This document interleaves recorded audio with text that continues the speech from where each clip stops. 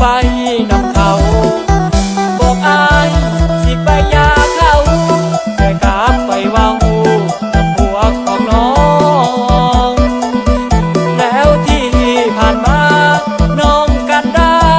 ตัวอายเงินบอกไอ้นอนน้ำตาไหลคอพอน้ำยิงหลอกลวง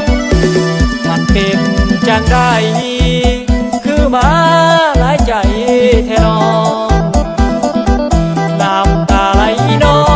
งย้อนน้องบอกว่าป้าผัวโทรมาสู่มือเฮ็ดคือปันสาวขึ้นใหม่น้ำตาอายไหลปวดหัวใจย้อนน้องนั้น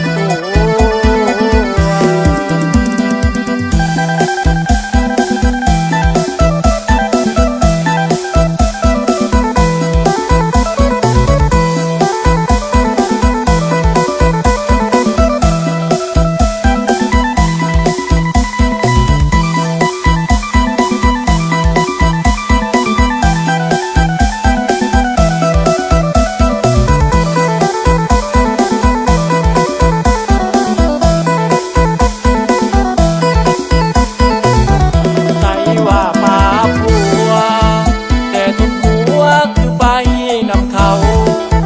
บอกอายสิไปยาเขาแต่กลับไปวางหู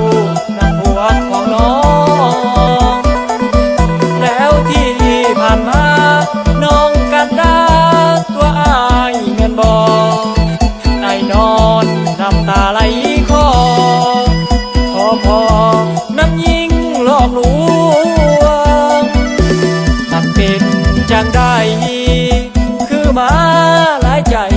แท้น้องน้ำตาไหลน้อง